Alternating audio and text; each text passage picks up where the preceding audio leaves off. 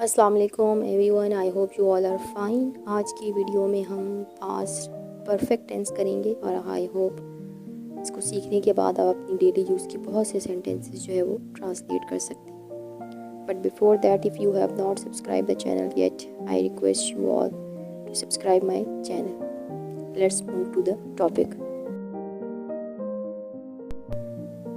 सबसे पहले हम इसकी आइडेंटिफिकेशन समझ लेते हैं कि हमें कैसे पता चलेगा कि कौन से जुमले जो हैं वो कैसे हम आइडेंटिफाई करेंगे कि उर्दू में कौन से जुमले जो है वो पास्ट परफेक्ट के जुमले हैं। तो ऐसे जुमलों के आखिर में मोस्टली चुका था, चुकी थी, चुके थे, चुका हूँ या चुकी हूँ के अल्फाज मिलेंगे, यानी काम जो है वो पास्ट में मुकम्मल हो चुका होगा।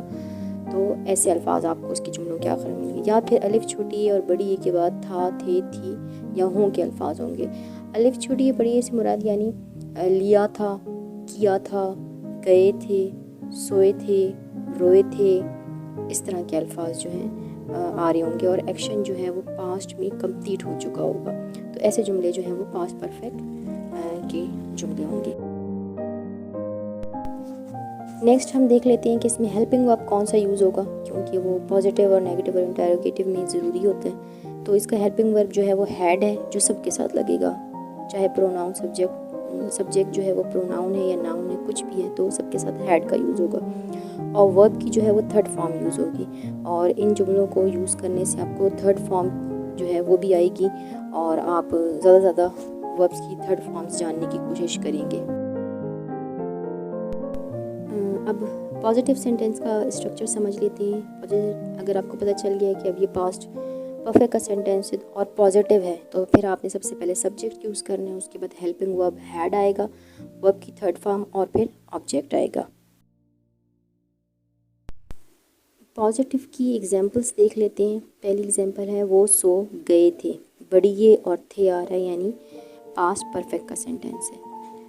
वो सो गए थे, ज़्यादा लोगों की बात हो रही है तो दे यूज़ होगा। उसके बाद हैड, सोने की इंग्लिश स्लीप होती है, हमने थर्ड फॉर्म यूज़ करनी है तो यहाँ पर स्लेप्ट आ जाएगा, दे हैड स्लेप्ट। वो खाना खा चुकी थी, लड़की की बात हो रही है, शी। उसके बाद हैड हेल्पिंग वर्ब, खाना की थर्ड फॉर्म ईटन और नाउन जो है खाना, उसके लिए आप फूड भी यूज़ कर सकते हैं, मील भी यूज़ कर सकते हैं। तो शी हैड ईटन मील या फिर शी हैड मील, ईटन के अलावा आप हैड भी यूज़ कर सकते हैं। एक हैड तो हेल्पिंग वर्ब है और एक हैड जो है वो आपका मेन वर्ब जो हैव जिसे हम कहते हैं, I have sandwich, I have lunch, खाने के लिए भी यूज़ होता है तो उसकी थर्ड फॉर्म हो जाएगी। मैंने पौधों को पानी दे दिया था, I had watered the plants.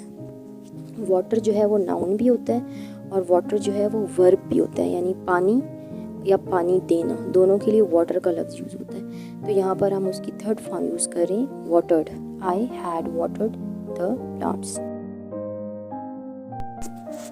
Next है नेगेटिव। नेगेटिव का स्ट्रक्चर देख लेते हैं। सब्जेक्ट, उसके बाद हैड, हैड के बाद not, third form of verb और फिर उसके बाद ऑब्जेक्ट का यूज़ होगा। एग्जाम्पल्स देख लेते हैं। वो सो नहीं गए थे, दे हैड नॉट स्लेप्ट। वो खाना खा नहीं चुकी थी, शी हैड नॉट ईटन मील। मैंने पौधों को पानी नहीं दे दिया था, I had not watered the plants. Interrogative में जो है वो अगर सबसे पहले जो है WH वर्ड आ रहा है तो वो उसके बाद हैड, सब्जेक्ट, वर्ब की थर्ड फॉर्म और उसके बाद ऑब्जेक्ट आएगा। वो क्यों सो गए थे, क्यों WH वर्ड आ रहा है तो सबसे पहले वो आएगा, वाई हैड दे स्लेप्ट। क्या वो खाना खा चुकी थी, WH वर्ड नहीं है कोई भी तो हैड से ही हम क्वेश्चन बनाएंगे। हैड शी ईटन मील, क्या मैं पौधों को पानी दे चुका था, had I watered the plants. कुछ और एग्जांपल्स देख लेते हैं। क्या मरीज़ मर चुका था, आखिर में चुका और था आ रहा है, इसका मतलब है ये पास्ट परफेक्ट का सेंटेंस है और सवालिया जुमला है, इसलिए इसको हम क्वेश्चन जो है वो स्ट्रक्चर के मुताबिक जो है वो ट्रांसलेट करेंगे। हैड द पेशेंट डाइड, बारिश रुक चुकी थी, इट हैड स्टॉप्ड रेन। बच्चे स्कूल नहीं गए थे, children had not gone to school. उसने रात का खाना नहीं खाया था। He had not had dinner। एक जो had है वो हेल्पिंग वर्ब है और एक जो had है नॉट के बाद वो एज अ मेन वर्ब है हैव की third form. He had not had dinner। I hope you like the video। Thanks for watching। For more videos, subscribe the channel, and if you like the video, please press the like button।